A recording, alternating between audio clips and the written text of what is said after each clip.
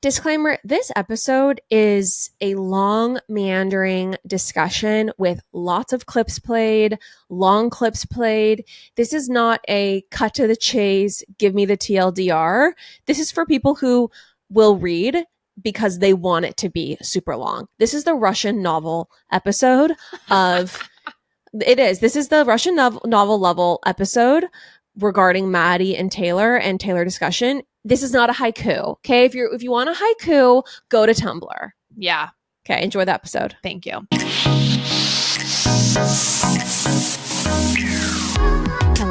Hello. Well, we are back with another episode of Pop Apologist. You're in my apartment in the flesh. I am here. We are recording in person. So fun. So fun. Why are you in New York? Do you want to share? Oh, I mean, can we talk about it? Let's share. Let's share what was happening on a loose level. Okay, so I'm in New York because we are filming for a very exciting podcast that we're going on. I think that's all we really can say. That's all we're going to say. Because who knows? We can't count our chickens. Totally. So I'm very excited, though, if this ends up happening because it's a very big opportunity for us. Right. So yeah, I got my ass on a plane. Thank you. But let's talk about Taylor Swift. Okay. Let's get to Taylor. My mind has just been going and going. I mean, I feel like it's a year ago this time when we were in the midst of all the era's craziness and all we could think about was her. I just feel like I'm back in that mode where 40% of my brain is just thinking about Taylor Swift, whether I'm actively trying to or not. And doesn't it feel so good? It feels so good. It feels so good to be back. You didn't respond to my thesis that I sent you and Scott about the album, but did you agree? Can you remind me? I can remind you of it. And the reason why I'm bringing this up is just because this thesis or just basically my consolidated thoughts on the album came to me and I just had to send them to somebody. So I sent them to you and our producer. Yes. And I was kind of met, with silence, but I would like to share sort of, how I feel about this album. Please momentarily. Because I know you've been on a journey of your own. Such a journey. The funny thing is that also all these texts sent out of order. So it just kind of looked like a crazy person.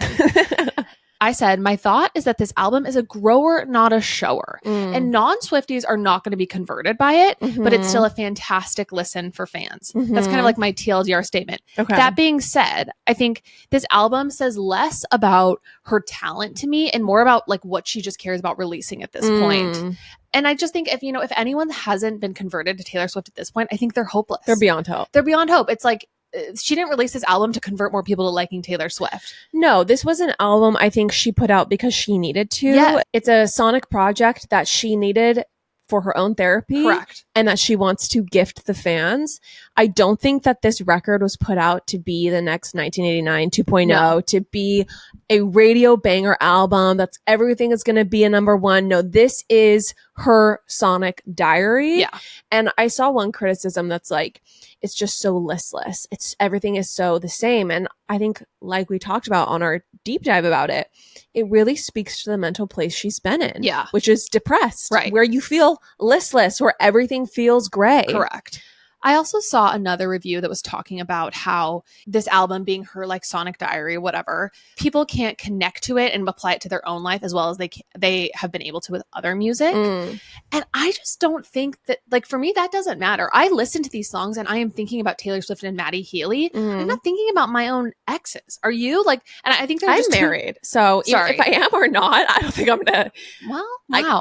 I'm married. Just I've got a ring on my finger. Well, I just am I'm not engaged. I'm not going to be like, even if, let's say I did, an ex came to mind. Sure. I'm going to probably not talk about that on a public podcast. Okay. Interesting clutching of your pearls right now. But I'm just saying, like, I think there are Taylor Swift songs that definitely like take me back to like my feels about certain relationships. And then there are just Taylor Swift songs where I listen to them because I love thinking about that time in her life. And I think there's those two avenues.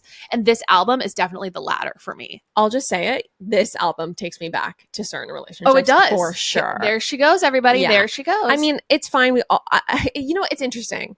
So I was having a conversation at dinner with friends. Yeah. 2 nights ago, we were talking about Taylor. And they were saying, like, because we got this super funny response in the Instagram when we asked how people, what they thought of the album. And someone was like, is Travis upset that she's releasing all these songs about her exes?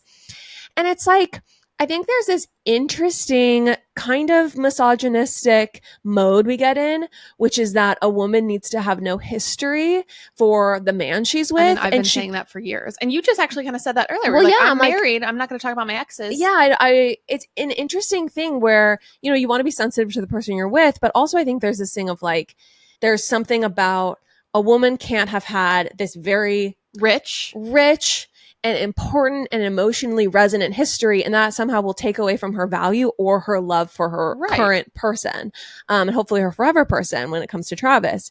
Anyway, what were we talking about? I have no idea. I have no idea where we were. Well, you know, it's funny. I think you didn't actually respond to my earlier point about like the two different avenues for which you can be like, you know, on when you're listening to Taylor Swift music, whether you're thinking about your own life or you're thinking about her life. Yeah. Do you agree with that? I do agree with that. I think though that you switch back and forth. Totally. Right? And I think can be a very quick mental back and forth in terms of thinking about Maddie and Taylor. And then you think about, you know, certain relationships you had that, you know, were whatever. Mm-hmm. And I think that when it comes to this record, I mean, I love how you and I are so the same person, because I wrote in our group chat, this album is a grower, not a shower.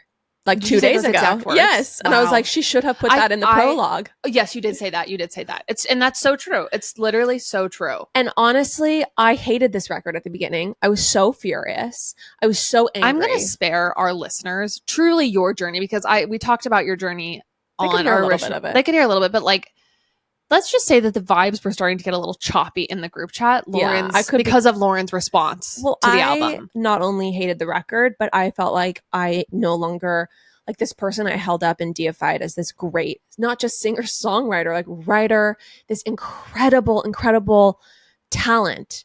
I just felt like my entire worldview was being dismantled, right? And I felt like I was losing you were going through it. My religion. You were like having like, what is it called? Ego death about this album? Legitimately, I was losing my religion. I was losing my friends in the process. You were losing friends. And I was promised a new Taylor Swift album and I was hating it. It was one of the worst 48 hours of my entire life. Do you think this is cosmic punishment for listening to the leaks? Are you going to listen to leaks in the future? It's so funny because people are like so angry about the listening to the leaks. I don't really get that. I just think you kind of like spoil it for yourself. You don't give the artist the proper chance to like introduce you to their album. Because you yourself were like, this could be AI. You thought they were fake. That's true. I honestly, and you know what? I kind of did spoil it for myself. You did. Okay. Well, karma, you know what? My karmic seeds, they flowered and they were poisonous. It's true. But my body is processing the poison like alcohol and I'm feeling a lot better. And here's what I want to say. This album has so many lyrics in it that are really tough at the beginning. They present big hurdles and challenges for a lot of people. Mm-hmm, mm-hmm. I'm not the only one. No, you're not the only one.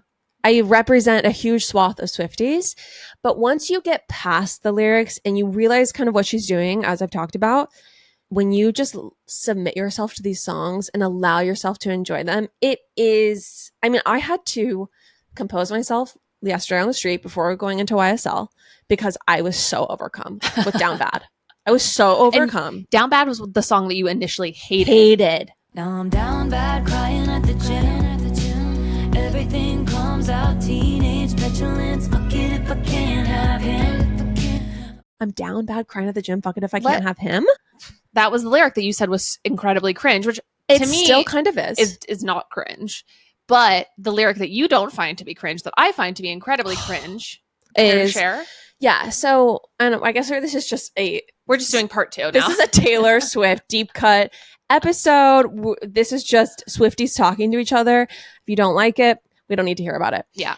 Yeah. So I felt like those lyrics were kind of pedestrian and not up to the cowboy like me standard I hold Taylor to. Okay. However, the lyric on My Boy Breaks His Favorite Toys. Let me just say that we're on the subway yesterday and Lauren turns to me and recites this lyric with just the most earnest look in her eyes. It is just so devastating. So the lyric is, it's the outro and it's horrible, but it's just say when I'd play again. He was my best friend down at the Sandlot.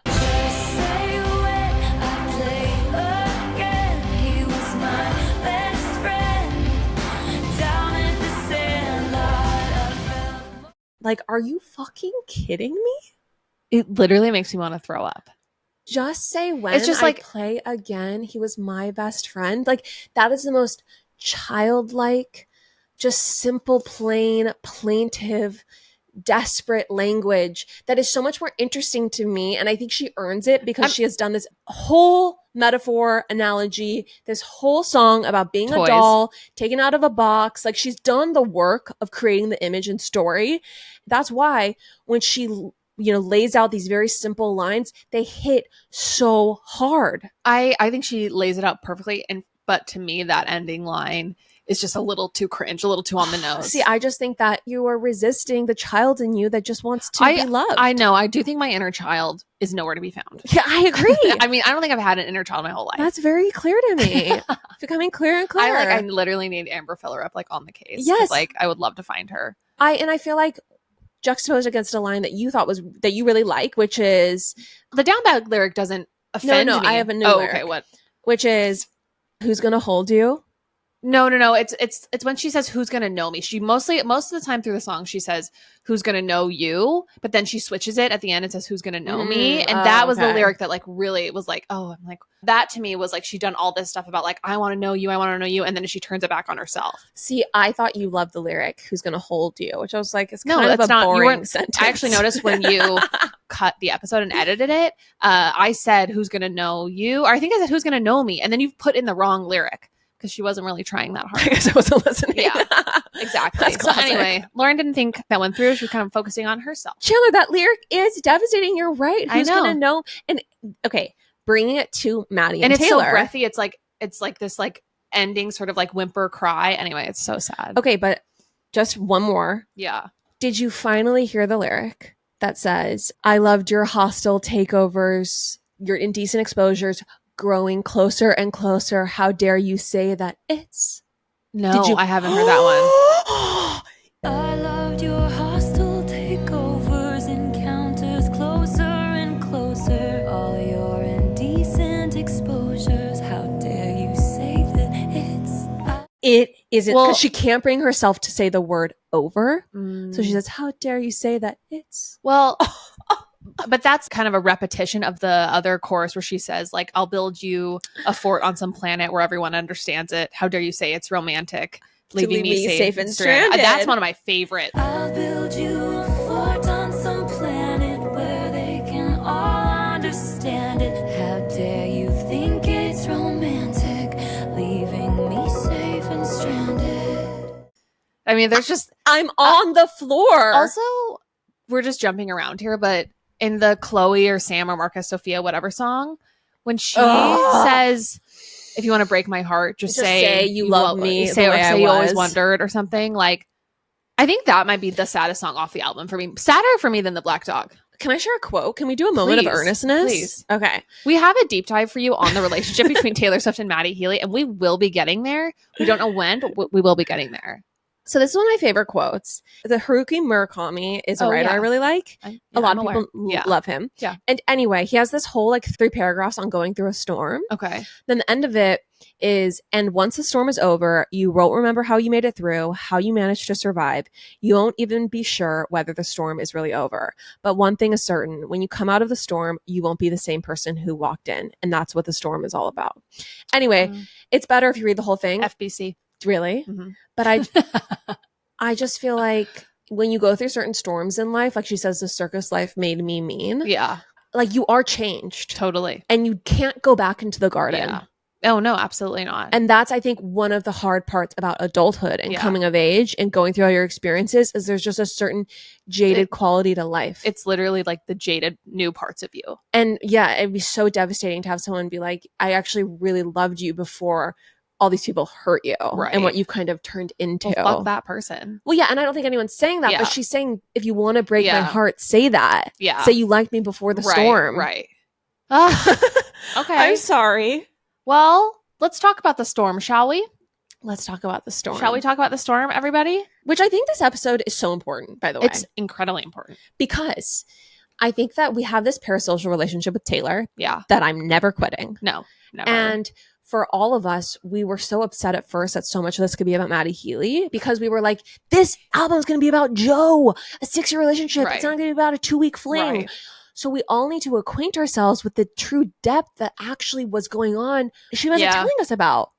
Well, I think too there was an expectation adjustment because we did think we were going to get so much more information about why Joe really like failed her. Mm-hmm. But I think the reason why he failed her is like not that interesting. It just like didn't work out. It just didn't like even burn as bright as this like relationship did, you know? And it wasn't as like it didn't go to the depths and burn her in any of the same ways or to the same degree. See, that's an interesting idea. I think it's a good example of hindsight bias. Maybe not hindsight bias, but I think it's basically, I think Midnights is her Joe breakup album. And I Yeah. think that album actually for me is like, Sadder?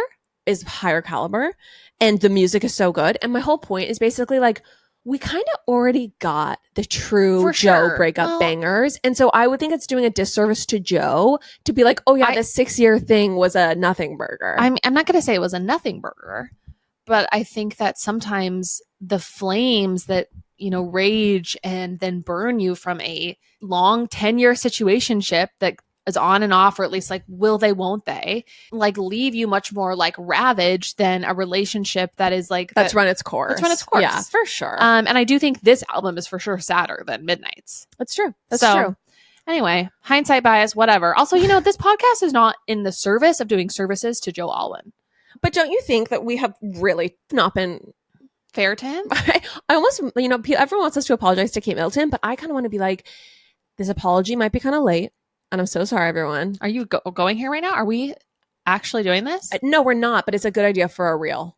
That could be fun to do Okay. like a public, very serious, somber Okay. public apology Okay. to Joe Allen, Okay. who I actually don't feel bad about because guess what? Apparently he makes $3 million Mhm, from a the year royalties. from the royalties. Yeah. So that's, I think, why he's not worried. He's got money. He's feeling good. He's got cash. He's Totally. He's got- getting the direct he- deposit. Because I made the joke in our Taylor Friends chat that the line in Florida, Yeah. like, you know, move to Florida, buy the car you want, Yeah. is actually about Joe. And like, if he moves Getting to a lease or Florida something. where like the cost of living is lower, Yeah. maybe he could finally afford the Yeah. car he Yeah. wants. You Yeah. know, Totally. a dig at Joe. Yeah. He actually has a lot of money. Yeah. He's doing great. I think he'll be fine. Something funny that I just thought about is, will Travis Kelce co-write any songs with her, and what will his pen name be? If Joe's was William Bowery, like I think, what kind of clown town pen name are we going to get from Travis Kelce? I mean, we had a very dark conversation at dinner about this. you didn't even tell me. I didn't tell you. I've been worried to talk with you about it. We're never going to get to this deep dive, and I don't even want to. Okay. Someone said that Joe is not only her best muse, but also her most sophisticated muse and interlocutor songwriter, right? Yeah. The partner who is probably going to have really good literary, interesting Right, ideas, right. have an appreciation for, you know, language Mhm. in a more sophisticated way. Just And say it again, smarter. Smart. Maybe her smartest no, partner. I don't believe in smarter though, because like it may be book smart, but you know, some Sure, people know how to emotional smarts, ball. and so true. And some people know Aristotle. Joe, I mean, yeah, Joe does not know how to ball. That's No, for no. sure. Yeah. Anyway, my entire point, because I will say, like, I think spatial intelligence and language intelligence, I don't know which is like well, I actually don't think more I think I'm like important. emotionally way smarter than I'm like intellectually. We're not hating on Travis right now at all. We're not hating on Travis. We're not hating on Joe. The point is, though, that like if what we have so far as the Travis songs are the alchemy and So High School, and what we had with Joe Allen was Folklore Evermore, Champagne Problems. I mean, If you look at the songs he's co-written on, they're very good. they're very good. They're very good. and it's a little scary about what could be coming mean, next. Maybe there's a world though where Joe comes back in her life as a songwriter. Oh my gosh, that's a great idea. I hope so. I mean, I do think a relationship too that's run its course is a lot like easier to maybe like put a bridge over She could than Maddie, you know? It literally could be like Chris Martin and Gwyneth. Yes. Just like on vacation together in the Maldives Yes. with Dakota, Yeah. Taylor and Joe Mhm. in the records. What's the recording studio called in New York? Electric Lady. In Electric Lady. Yeah. Just, jamming out some verse. Mhm. NBD. Totally MBD. I think that would be a beautiful way for this story to end. I don't think we want William Bowery to go away. No, I don't Necessarily. think so. Yeah, and I also said on the last episode, I do think Travis is her least interesting muse. I repeated that tweak from Reddit, but I kind of believe it. Because sometimes, and I've said this for years, the second Taylor finds true happiness, what's going to happen to the music is very much unknown. Yeah. Okay. Well, Because I think these are grave times we're living in. happiness and just sweetness and like peace, inner peace, is not. Well, you know what this makes me think of? What? It's kind of like Lover. Like, was Lover sonically? Why are you trying to ruin my wedding? No, I'm not trying to. Oh my gosh! It all comes back to Lauren's wedding. Everybody. We slow danced to wedding Lover at my wedding. No, I'm not talking about the album. I'm talking about the album. album Lover. Oh, the album. The album Lover is maybe Taylor at peak happiness with Joe, maybe also Reputation, but No, Lover. 100%. And I think that Lover is not the most compelling musically. There are songs out there that I love, right. that I love, love, love. I mean, this is where, like, truly, actually, I said 40% of my brain is thinking about Taylor Swift. It's like, 85% of my brain. It's 99. Like, the wheels are turning, and the way that I'm firing signals off at all times thinking about her, it's incredible. Yeah, and honestly, I would have it no other way. Other way. And when I thought there was a world that I didn't love Taylor as much anymore, it was I love you, it's ruining my life. And I love you, it's ruining my life.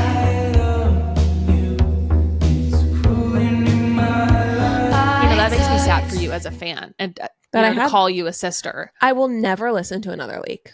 Never do it again. I will never do it Never again. do it again.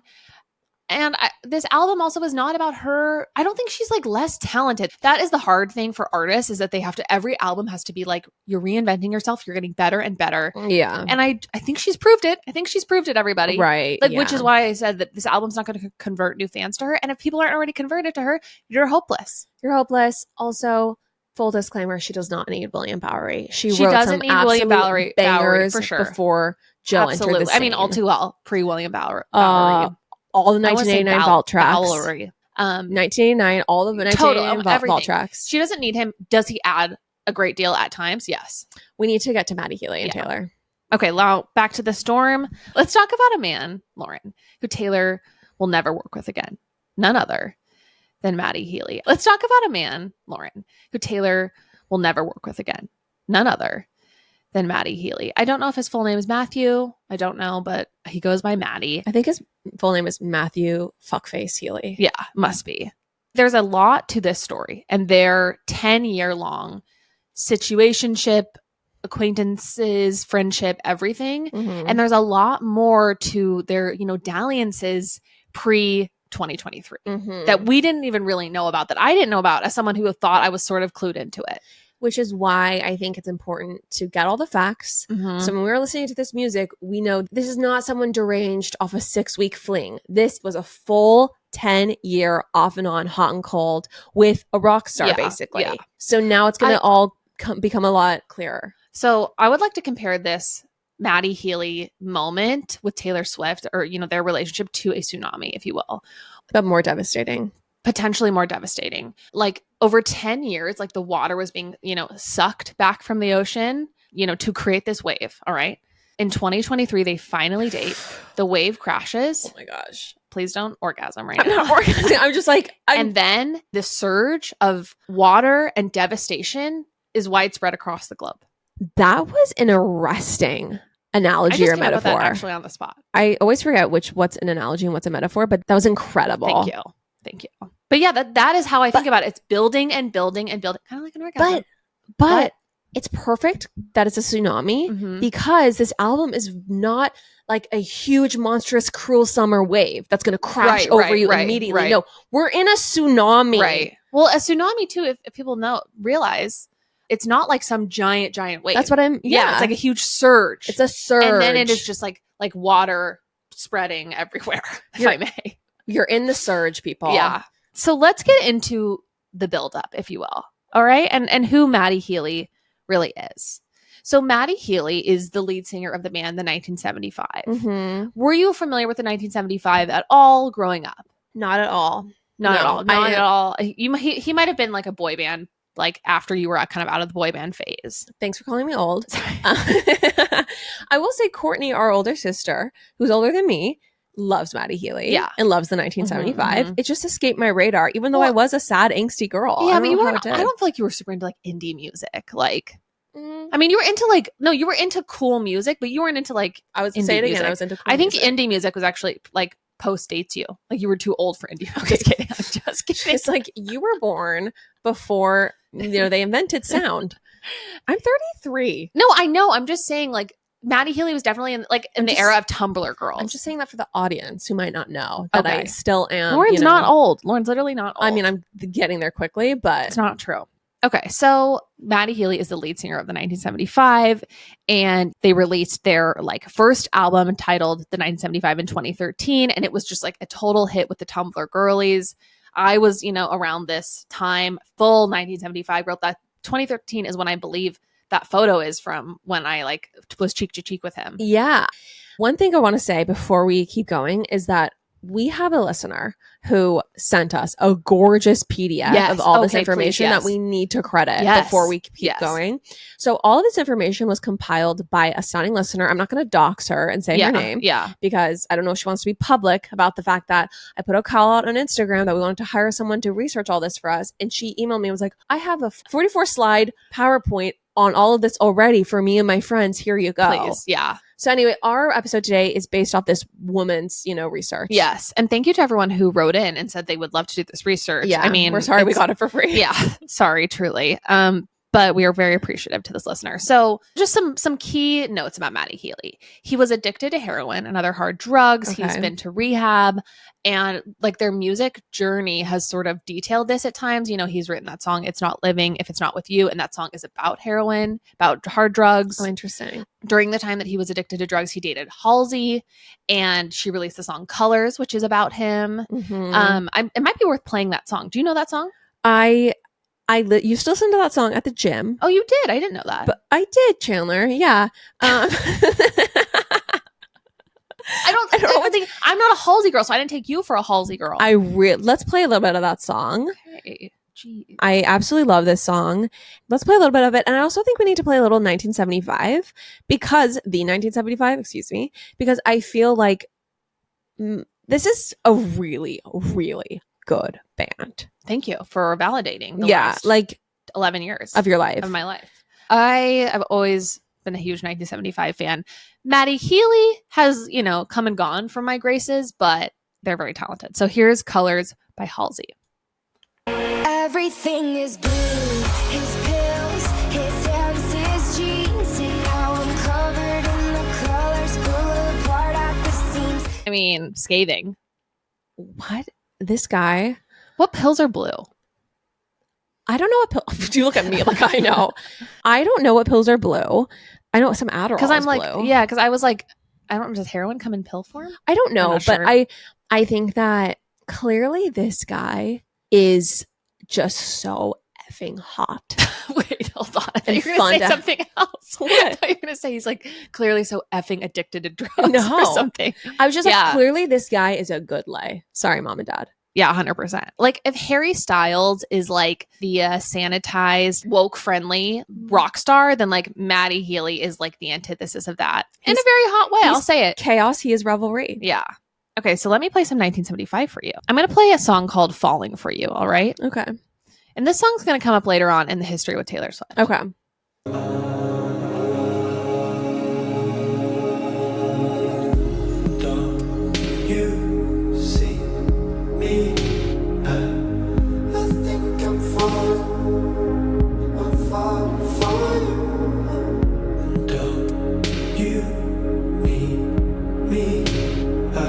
Okay, let me just say, this is very hot music to me. This was very hot music to me at the time, and it is still very hot music to me. There is something about his voice. Yes. And the sound of the 1975. It's, I think, as opposed to sometimes Taylor. Yes. Which can be kind of like, I feel like some people are off put by, I don't know, whatever. And the way that Taylor can sometimes be a little off putting to people. Sure. 1975 is immediately recognizable as excellent. Yeah. Yeah. It's very cool sounding music. It's cool. And it's like, you like having it on in the background. You like singing along to it. It's very hot to It's be like sexy. swaying to at a concert. Swing. It's hot to hook up to. Yeah. For that reason alone, I, as a young, talented music connoisseur, I knew they were the band for me. And so the music is very hot. It's only gotten better since, some of those Really? earlier tracks. Yeah. So they're still going. I mean, so then let me play the song for you that's about drugs really quick. I'll just play a little bit, a snippet. Okay, this is It's Not Living If It's Not With You, the song about drugs.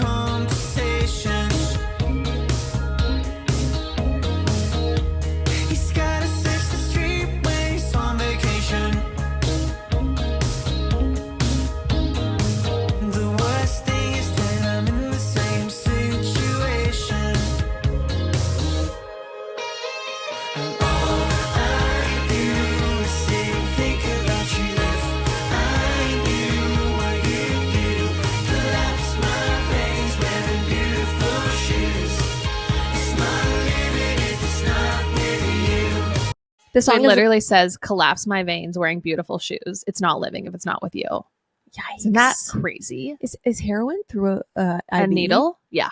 Yeah. I mean, I don't know. I've never done heroin. Let me make that abundantly clear. I know one of the ways you can do heroin is, no, it's terrible. It's absolutely awful. I mean, I think too, I think he might be sober, or he was sober. He has like several songs about sobriety. And one of my favorite songs is called Guys. And it's all about how his bandmates essentially saved his life because they were like, you have to get clean and sober. So like gonna make me emotional. Anyway, he's like, you're the loves of my life. Like you saved my life. Wow. You're the best things that have ever happened to me. And like, I think the bandmate who's really tall, who makes him look short, even though he's not short, is actually dating Charlie XCX, and his name's George. And he is like, there's a whole New Yorker article about Maddie Healy. Anyway, they just talk about how George is like a huge part of the reason why he's sober, and like his bandmates literally like help keep him sober. Anyway, it's really sad and also touching, like this relationship between all of them. Like the theme of brotherhood. Exactly, band of brothers, that kind of thing. Mm-hmm. So anyway, all of that is to say, Maddie Healy is a complicated, dark character, and he has had some manic type of things, in the press with his drug use.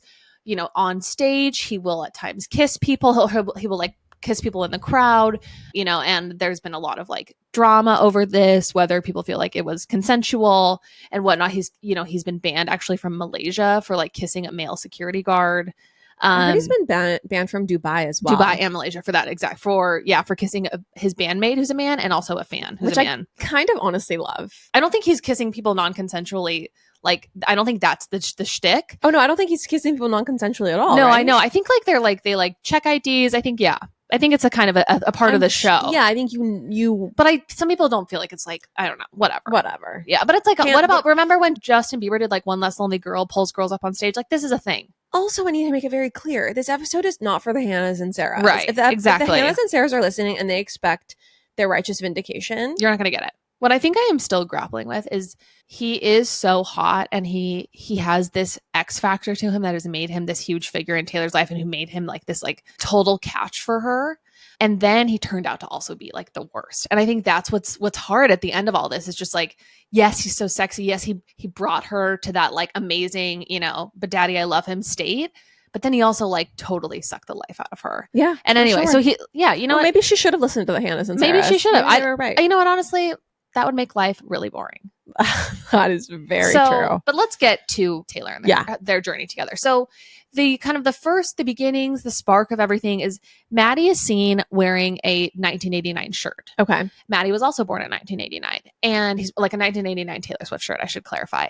And this gets posted on Tumblr. It goes everywhere. Taylor, I think, reposts it and says like, this is so cool because they're my favorite band. Yeah. This is all in like, 2014. And so then Taylor Swift is then spotted wearing a 1975 shirt. I'll show you right here. Okay. So cute. And she goes to a show in November 2014, and she posts, multiple videos and photos of her wearing it. She also goes to another 1975 show with Karlie Kloss. And the infamous one. The infamous alleged makeout happens at this 1975 show. But I think what we're missing, and what we've been missing, is that something else happens at this show with Maddie Healy. And that is that he, from the stage, he dedicates the song Falling for You to her, and he points to her while he's singing it, and the crowd screams because he's like pointing, looking at her, and while she's like nuzzling with Karlie Kloss as the song is going on, and it's just like, it's a whole vibe, it's a whole thing. And I'm like, maybe this was Taylor Swift in her Wild Girl era or something, for sure. And I think it's rumored that they then like hooked up, her and Maddie. Okay. Yes.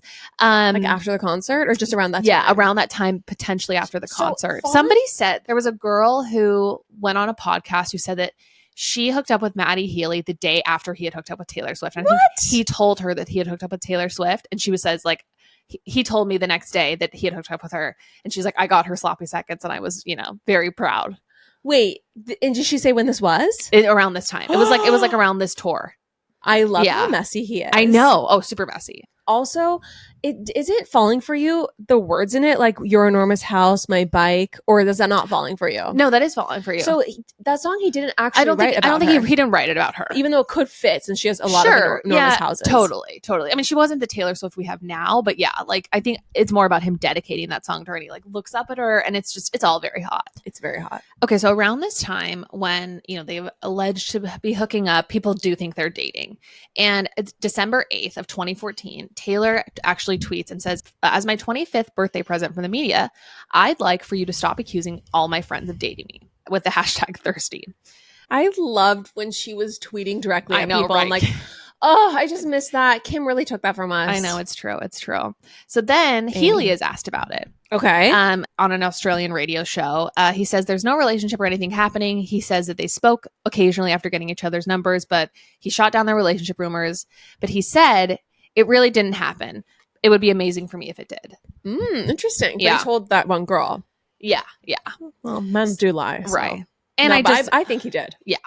So the next time they're like spotted in the same room is at the Brit Awards. And it's at this point that, sorry, go ahead. One thing I want to Yeah. say before we get to this. Yeah. I think that she probably feels like it would be disrespectful for him to say, oh, yeah, we did in public. So that was him respecting her, but being like, it And- never happened, but I would love it, you know? Also, if it was a one night stand type of thing, He's never gonna he's share never gonna be like, that. yeah, we hooked up. Totally. You know, of course not.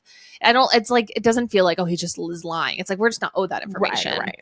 Okay, so the next time they're spotted together is at the Brit Awards. This is the night that she meets Calvin Harris. Okay. All right. And, you know, basically, like, she then starts dating Calvin Harris. And, like, all the dating rumors just totally dry up about the two of them. Okay. So that's 2015. So there's like this moment in 2014, 2015 where they've potentially had a moment, some heavy flirting, but she starts dating Calvin Harris. Okay.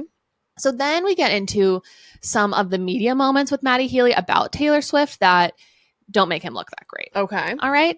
So in 2016, when he was asked about his past with Taylor Swift, and he tells Q magazine that dating her would have been, quote, emasculating. So he explains and says, if I had gone out with Taylor Swift, I would have been fucking hell. I am not being Taylor Swift's boyfriend. You know, fuck that. Healy also refers to their history as a flirtation and basically confirms that there was a romance at some point. But then in this interview, he goes on to say he doesn't understand Taylor Swift's fame. Oh, Quote, for he real? says, it's not really anything to talk about because if she wasn't Taylor Swift, we wouldn't be talking about her. She wasn't a big impact on my life. It's just interesting to me how interested the world is about Taylor Swift. It's kind of shady. Totally shady. Totally shady. So, and he gets a lot of backlash for this. Okay. So then he starts to clarify himself on Twitter. He's always deleting and, you know, reactivating his Instagram and Twitter. So this was his clarification. He says, now I may admit to being an idiot on occasion, but I am not a misogynist. This suggestion makes me really sad. He goes on to explain that he was, quote, being honest about his feelings about being constantly associated with the most famous woman on the planet. He clarifies multiple times that he never dated Swift, but adds of her, I found her to be one of the most gracious, hardworking, creatively gifted, and beautiful women that I've ever had the pleasure to meet. I personally have a lot of respect and admiration for her. Why would I not? And the writer defended him later in a column, and she said, his comment was an afterthought and she didn't expect it to be controversial. She says, Healy is an intelligent and liberal man with a substantial and evolved insight into the world of women. He obviously adores them and wants to be adored by them. He has clearly had some fairly formidable female role models in his life. And yet, even he wrestles with these culturally entrenched views of gender roles. I just also think, though, that like, it doesn't matter how amazing she is. It's normal to be like, I don't want my identity to be being this person's boyfriend or girlfriend. Well, like, I think women struggle with that a lot, or some women do, and men can, of course, obviously vice versa. When you have one spouse who's like, I remember my friend, her husband was a doctor. Yeah. I don't know what, I forget. Yeah. Anyway, he's like very successful as like a lawyer or doctor. Or Yeah. whatever. And he went to like very, very prestigious Right. schools. And she was just like, everywhere we go, people just ask about him. Right. And there's just like, our life is about him. Right. And that was not unique. Like that's a very common thing Mhm. for people to feel like, which is like my identity has been usurped by my more successful partner. And I think men way more have Well, a problem with that. And that's someone who's like married. That's someone who's Completely. this is someone who he maybe kind of dated, maybe had a dalliance with or whatever. So I understand that. And I think the other important piece of context is that he at the time, he's not mega successful. Right. They're He's like a building hit. But he's like trying to build his band and their reputation. So to kind of just get asked about Taylor Swift repeatedly it's like cheapens his whole impact No, and like him as a musician. he wanted that pain. He was making his own name, Mhm. chasing that fame, Right, Chandler. right. Okay. Yeah. Taylor Right. stayed the same, which was more famous than him. Right. You're Okay. changing the lyrics for I'm this changing situation. a little bit. Yes. But yeah, he was out there Yeah. building his own name Absolutely. and chasing that Absolutely. fame. Okay, so fast forward, we're in 2016. You know, This Is What You Came For is released. She's been dating Calvin Harris. They end things, and in 2016, she begins dating Joe. All right. Okay. And all throughout the course of her relationship with Joe, like there's just positive media moments, like for the two of them in regards to each other. So, Maddie and her. Yeah. So Okay. Maddie defended Taylor to a writer when, he was asked about her. Healy refers to musicians who aren't saying anything about the world or about themselves. And then the podcast host suggests Swift as an example. And Maddie says, I would never slag Taylor off. I think Taylor's amazing. He goes on to suggest an idea for her next album when he talked to Zane Lowe. He says it should be an intimate acoustic album in the vein of Bruce Springsteen's Nebraska. He adds that he'd like to produce it. And he says, Taylor, if you ever want someone to help you set up the mics for your acoustic record, just so you know, I'm there. Amazing. So it's like, yeah, sweet little things. They see each other for the first time in person, or they're photographed at the NME Awards. Okay. And she wins Best Solo Act. And then 1975 wins Best British Band.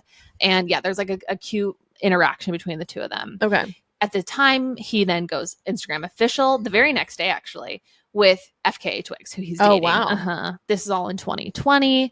So in 2021, then the next year, Maddie starts working with Jack Antonoff, and Jack helps produce their next album. Okay. And then we get even closer. And then moving on to 2022, Taylor, announces Midnights. And after a leaked Midnights track shows a 1975 song called In My Dreams, Healy tweets that the collaboration is sadly fake news, but he does add that he would love that. So really quick, though, Yeah. just to kind of recap. Yeah. So around 1989 coming out, she has this moment with him. It's alleged that they hooked up. Yeah. After After 1989 came out. Yeah, around Yeah. that time. Right? Like Yeah. around Yeah, 1989. 2014, Yeah. yeah. And then so kind of there's just like this little bits of positive press coverage of him talking about her in the media. He praises her in the media. There is that like little blip that he clarifies.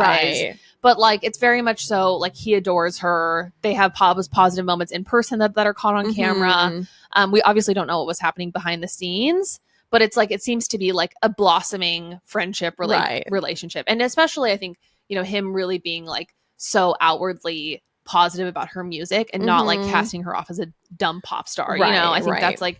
that's important here. So fast forward to 2022, Midnights comes out. Midnights comes out, and there's this rumored track that where they're going to be on it, and then he says it's fake news, but he says like he would love that. So yeah, it's always like it's always very positive.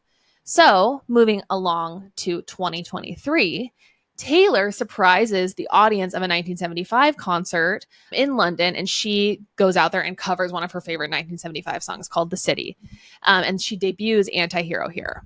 And so these are the shows where he's kissing people, right? Yeah. So he makes the joke, I'm not kissing anybody in front of Taylor Swift. Have some respect.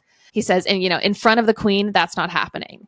Taylor meets his mom. They take a picture backstage. Can I also say really quick on this? Yeah. Anti-Hero was like a mega hit out of the gate. Yeah. Like, agreed. It went It was number huge. one. It was huge. Yep. It is still huge. For her to play that for the first time live at his Mhm. concert, Mhm. this girl was falling hard, right. or had fallen hard. This girl was in love with Yeah. him. Yeah.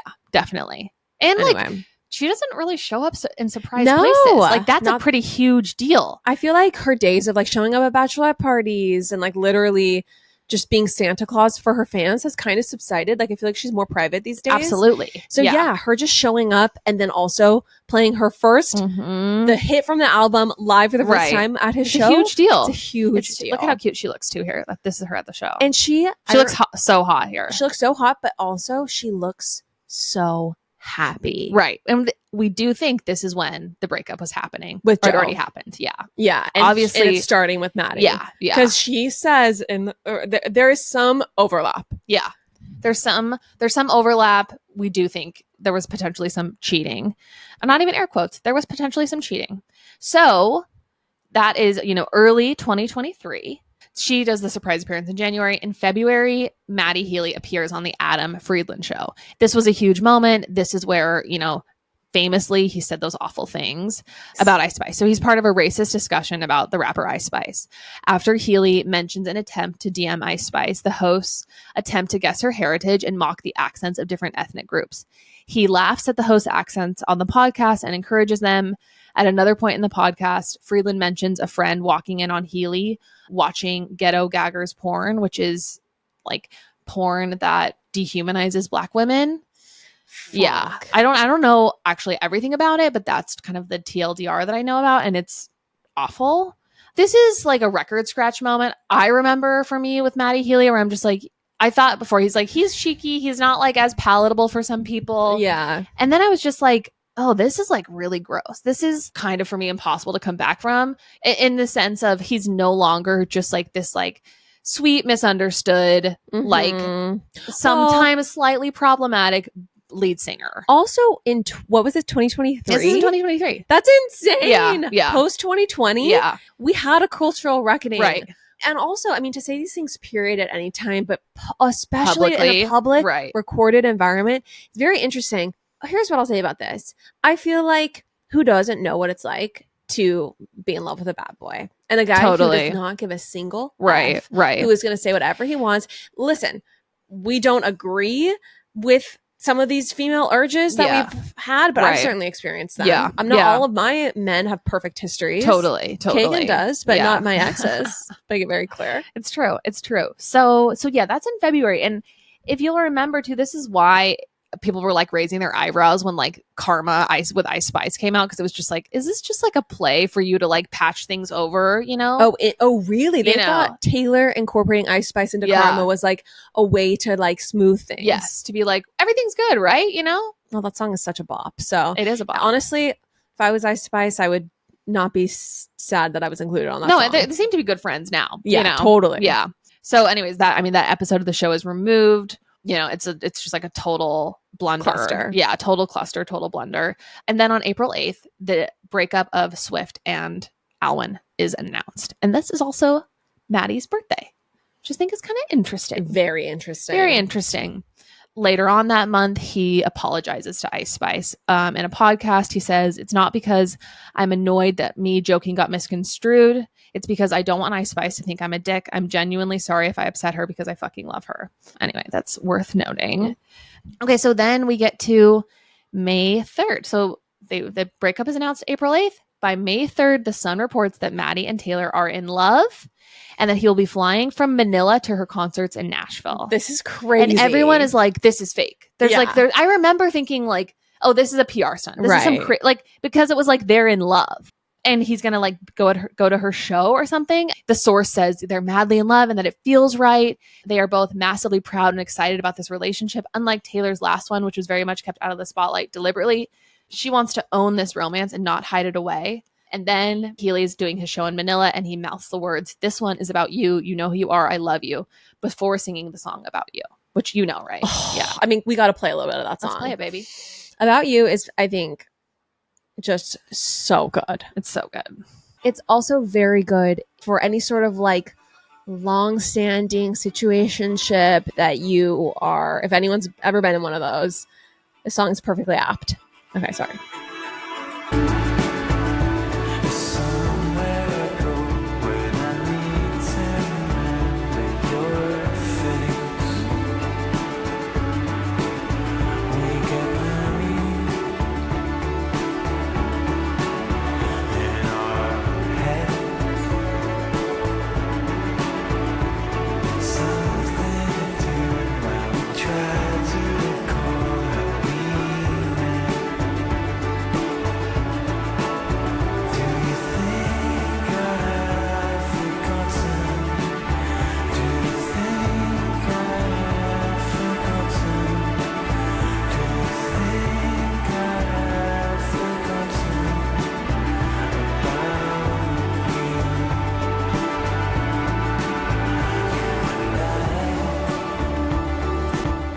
Okay, so just imagine being a woman in love and knowing that that song was dedicated to you. Anyway, just like mouthing the words before it. When he does it, I will say it's like a little bit more charming than when she does it. But I mean, I just think that, like, unfortunately, the guy holding the boombox outside your window is always like, for some reason, it's so much more appealing when a guy has like an overt display of affection than like Meredith Grey saying "pick me, choose me." It's just a misogynistic thing. it's just some internalized misogyny I've got going on. We all need to try to overcome. Okay, so he does that at his show in Manila. And then he flies 17 hours or whatever commercial to then make it back for her show like the very or 2 days later in Nashville. I just die. I know he was in a lie flat seat in first class. Still, And I just love that whenever I've seen this, people are like, and it was commercial. I mean, it's like when Kanye went and got the tape. He flew commercial. It's just Coach, like maybe so Coach. I don't know. funny. I mean, actually, I don't know if they have a private jet. I don't know. I would be surprised. But anyway, so then he's in the tent with Gigi. I don't know if you remember that. And he's like singing along, like looking very like adoring at her. And you're like, oh, wow, this romance might actually be real. Yeah, right. Which is so crazy. And then on May 6th, the next day, she mouths the very same thing before playing Cardigan. Which is, I will say, for both of them, it is so teenager. It is. It absolutely is. I mean, I remember thinking like this relationship might just be for PR and they might just like want to be giving people a good show. Right. You know, for sure. So then they are then spotted leaving Electric Lady Studios together. Taylor Swift needs publicity. That's for sure. She does. She absolutely does. Nobody's Especially talking about her enough. During the Eras tour. Mhm. It's all Yeah. a big ruse. Exactly. She needs more media attention. And then they are spotted exiting Electric Lady Studios together. Mhm. People are saying, oh, maybe he's going to be like on the next album or whatever. Is Then that when she's wearing the skirt and skirt the purple sweatshirt? Yes. Sweatshirt. This bitch loves a short skirt. She loves a short She skirt. loves She looks a great in it. sexy short skirt. Mhm. She's going to be wearing those till the day she dies. I hope so. And I hope so too. She has great legs. There's an entire Reddit subthread called Taylor Swift's legs. She Do you has know that? amazing legs. Incredible. Then we see them on a date at Casa Cipriani, and you know they're cuddling and kissing. Jack Antonoff is there. Wait, And are there photos of this? Yes, you haven't seen the I photos? haven't seen these photos. Wait, well, maybe not of them kissing, but you see them exiting, Excellent. and it's like it's a members only place, so it was like it's pretty insane. that Oh they wait, got- oh yeah, I know what Yeah, you're you know talking what I'm about. talking Yeah, about, yeah. right? She's These in the ones. she's in the Yeah, like kind of Faithful, the brand sundress. Yeah, One thing about Taylor I have to say, she very much did not pull a Kourtney Kardashian and go full rocker girl dating a rocker. Totally, She it's true. maintained her cute. her cute, Yeah, you know, girly. girly, almost Kind of- modest vibes. Totally. I mean, that was like giving like Doan dress. completely. Yeah. It's worth noting that very same day, Ryan Reynolds posted a selfie to Instagram and he used a 1975 song, you know, to play in the background. And then, Lauren, we get to the open letter. All right. Before we do that, I Yeah. think we need to play that moment of her at the Eras tour. Where she says, I love you. This is about you. No, where she says that this is the happiest she's ever been. Okay. Where is that? You haven't seen this? Oh my gosh. No, I've seen it. I think I've seen I it. have it in the thread. I feel like this just really goes to show the mental state she was in dating him. Yeah. Let's play. Like she was fresh out the slammer. She was in Florida. She was with Maddie, just Mhm. loving her life. You know, it was chaos. It was revelry. Yeah. And we're going to hear the tone of that. So this is her giving a speech in Gillette Night 2. This is one of the rain shows. So, and someone writes, the last time they were seen together was the day before these shows. Wow. He no-showed the 19th, and she gave the speech on the 20th in hopes she could sway public opinion and he would stay, but he didn't. That's right. That's right. This is so crazy. Oh my gosh, this is insane. I kind of just feel like telling you, like, I don't know, just, I've just never been this happy in my life, in all aspects of my life, ever before.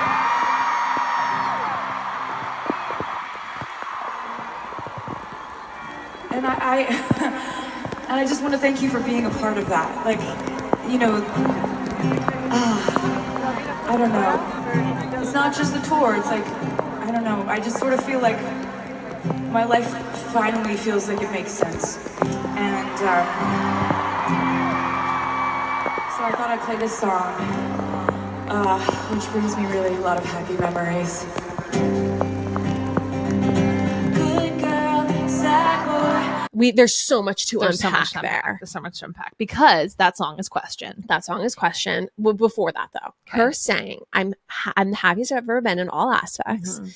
She is like, she doesn't even seem like she's in the I hate the Hannahs and Sarah's mode No. yet.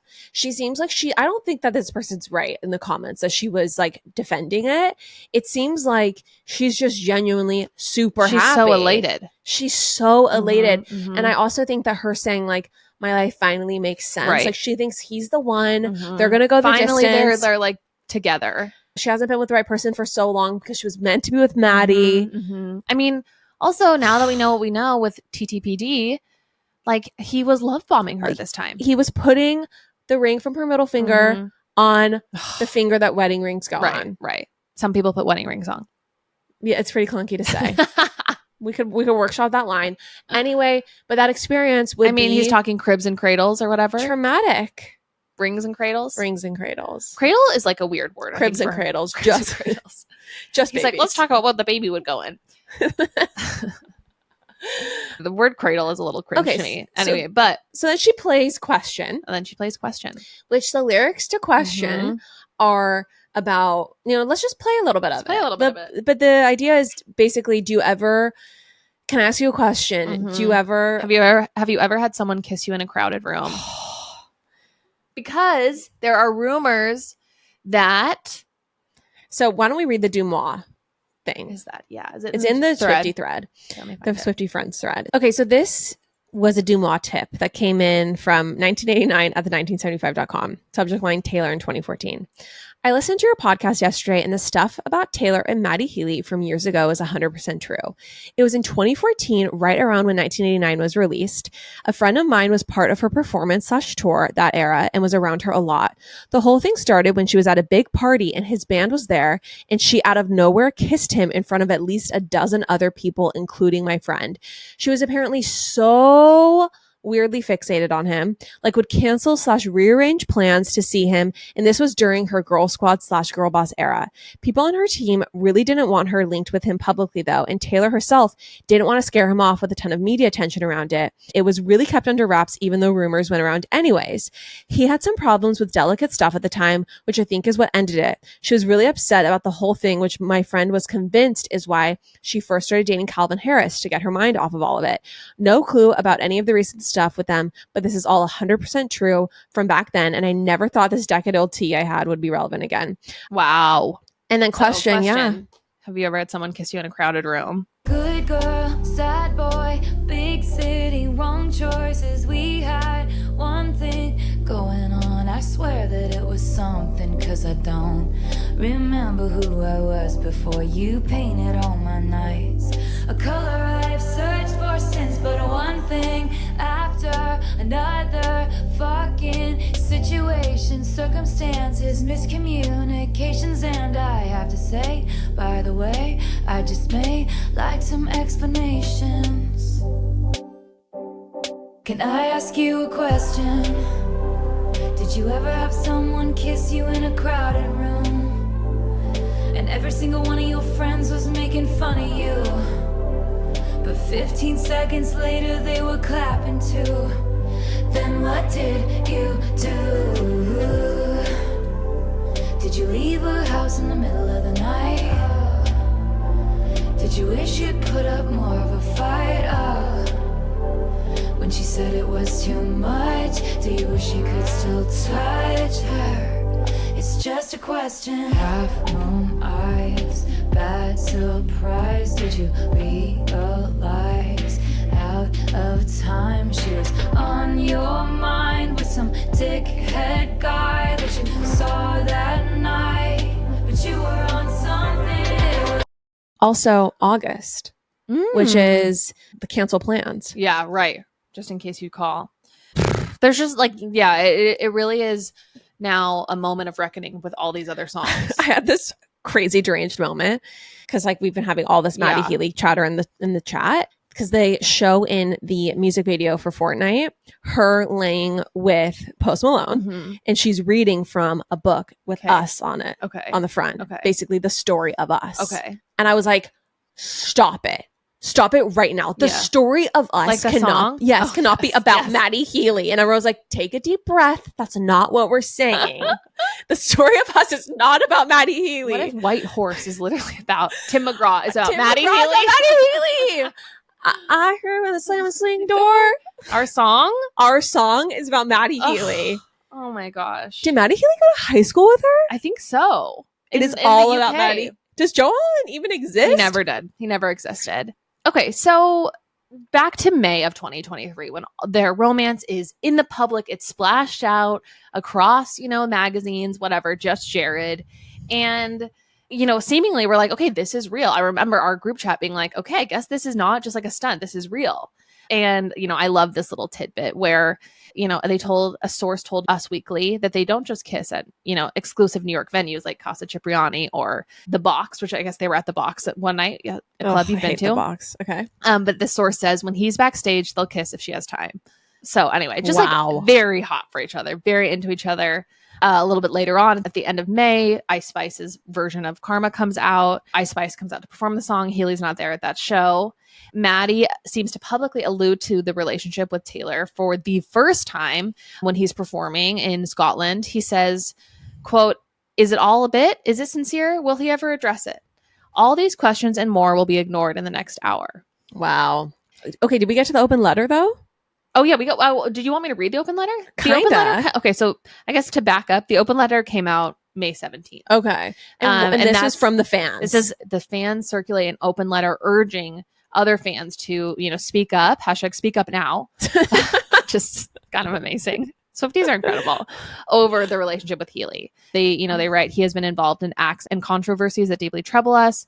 We urge you to reflect on the impact of your own and your associates' behavior and engage in genuine self-reflection." to Taylor. To This is Taylor. an open letter to Taylor. An open letter to Taylor Swift from her fans. I mean, now I get why she wrote the song about being it's also miserable on like tour. it's very long. It's not wrong because it's long, and I don't think it's necessarily wrong, but it's definitely a little self-righteous. I'm getting though her not caring about maybe throwing a little shade or ruining the illusion that she was loving every second of the tour for people, because I bet you there's a part of her that sometimes she was performing and she was like, fuck these people. Literally. They Yeah. literally they turn the on thing me I in a wanted. second. Yeah. Because ultimately it seems like that's what happened. Right. Is that all of the attention Right. and the negativity Right. he didn't want. Yeah. Yeah. Oh no, absolutely. 'Cause- And I do think though, like, he couldn't handle it. And also he couldn't rise. I also think he's like a crummy guy. You Isn't- know? Like, and I think she maybe saw that. Isn't there a quote from him where he talks about what it would be like to date her? And like this was When he said it would be emasculating? That quote? No, there's another quote where he says that he like hanging out with her, or someone said, I swear it was Maddie though, but someone said it like dating her is an experience where you like someone picks you up in a black Mhm. van, you're driven down alleys Yeah. to meet her. Yeah. And there's always a swarm of people around her. Right. The quote is like, there's always the new manager, like someone's the new manager, Wow. and it's just this like production and Yeah. like, and you feel like you're like living in this like circus. Right. Like you don't Right. feel like you can live a normal life. Yeah. I forget who this quote came from, but anyway, I'm sure that obviously played into, Yeah. Yeah. Oh, absolutely.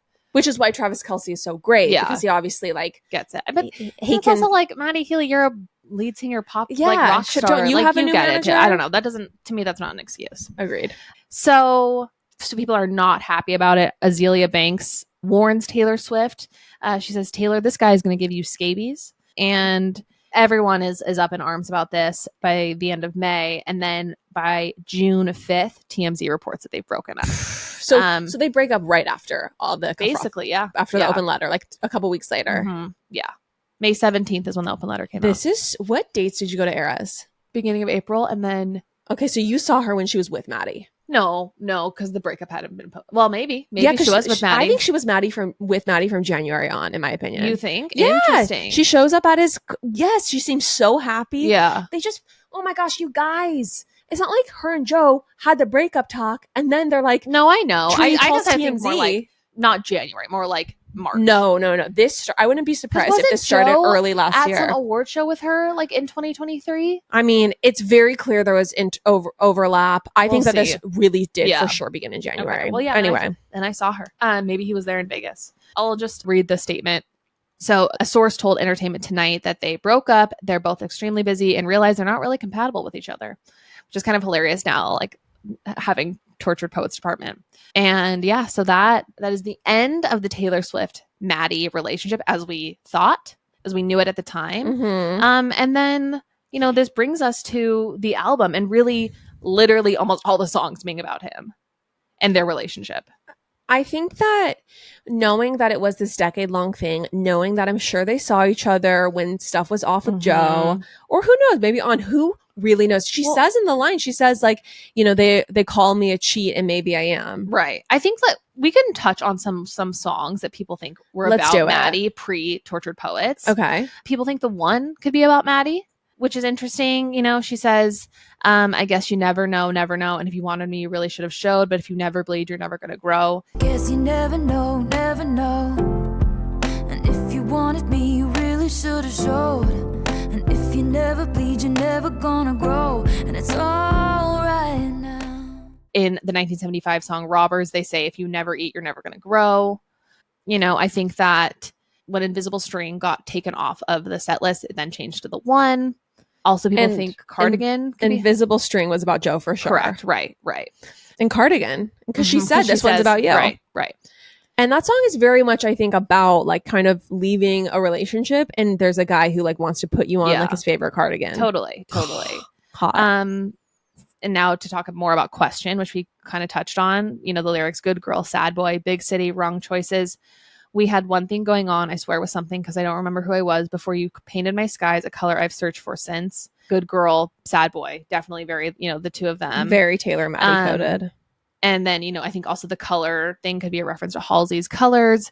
All of this to me is like, it's all a little loosey-goosey. Nothing feels super concrete to me. Not, I guess in the sense that I do think some of the songs could be about him, but I don't know for sure. I can't fully hang my hat on them. Right. I think that the frenzied, rain-soaked speech about how happy she was, and then singing Question. Mhm. I think Question is for sure about him. I mean, the lyric "half moon eyes." Right, yeah. Well, and then, you know, if it was one drink after another, fucking politics and gender roles, and you're not sure, and I don't know, got swept away in the gray, I may just like to have a conversation.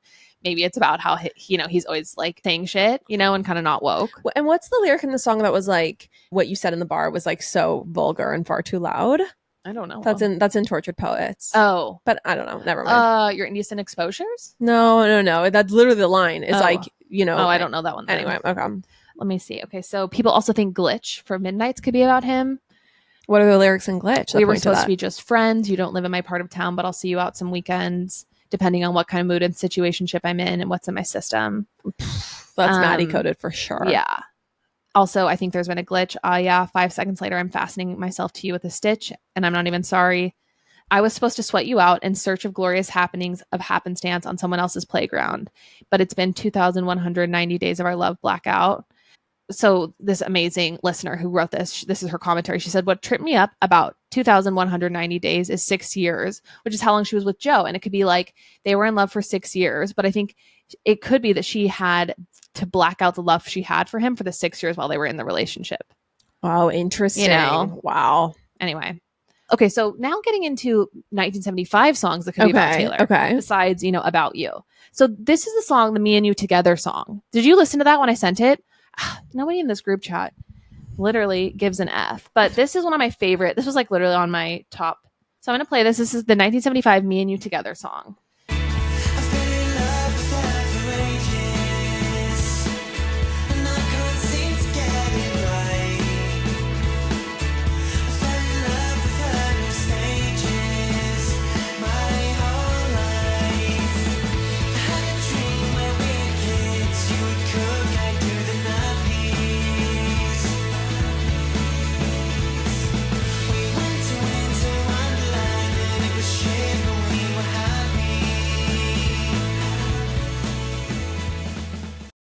Anyway, there's a line in there that says, like, I've been in love with her for ages. I fell in love with her in stages my whole life, which I think Wow. would speak to 10 years. For sure. He says at the end of the song, I think the story needs more pages, you know, suggesting maybe they need to get back together. So, you know, that is all of the evidence to them maybe potentially writing music about each other pre-Tortured Poets Department. And now, you know, with this album, we have confirmation that Mhm. serious shit went down between the two of them. And, you know, it's just what a time to be alive, truly. And listening to this album and just hearing about what their relationship was actually like and how it went up in flames. Yeah, and I think something really interesting about this is Taylor, people think her and Travis are so great for each other because they're both superstars. Yeah. But like Maddie was like just like her, like writing Right. songs Right. about being forlorn, tortured poets. Like I can just understand how that twin flame Mhm, feeling mhm. would have just felt like, yes, now my life makes sense. Right. Totally. Finally, I'm with my equal, you know? Yes, and someone who gets me and understands me, who's gonna know Mhm. me. Yeah. Yeah. Should I just play that part? Can I play that part for you? Please For play the God? part. Because Sometimes I wonder if you're gonna scream kill yourself if I ever leave. And I had said that to Jack about you, so I felt seen. Everyone we know understands why it's meant to be. 'Cause we're crazy. So tell me, who else is gonna know me? At dinner you take my ring off my middle finger and put it on the one people put wedding rings on, and that's the closest I've come to my heart exploding. Who's gonna hold you, me?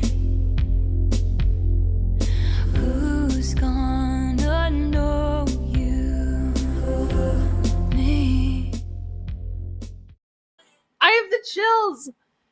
I can't believe you didn't get that the first time. First of all, but I'm really not doing well with the all way of that this. she sings me, like I can hear the hurt. This album and this record is becoming so good. I think too, like Maddie Healy knew her in like 2014. Like Joe didn't know her in 2014. Calvin, all these guys, like he knew her in like Carly Kloss, Bad. Dude, like he's actually been there for so much of this. That's actually like one of the most devastating things about it, because there is something about like you've known me for so long through so many stages, and like I feel like in life you like change so much as you grow up, and there's something about like maybe your person having known you through it all. Yes, totally, and like been generally very positive about you through it all, you know, and like, you know, not to toot my own horn, but I think that's actually a really astute point.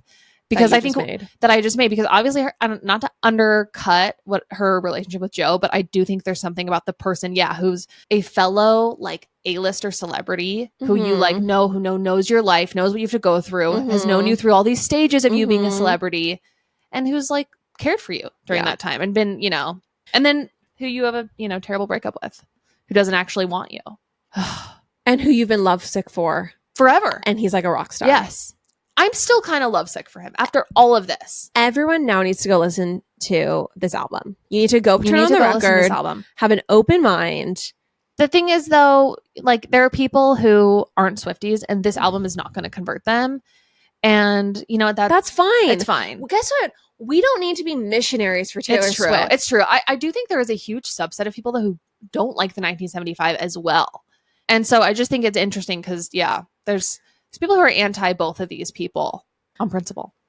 Well, F the Hannahs and Sarahs, you guys. I hope now this music makes more sense to you. I hope, you know, this PSA episode we really did as a public service because people needed this information. Yeah. We hope you've enjoyed it. Go listen to the record. Love y'all. Enjoy it. Bye. Bye.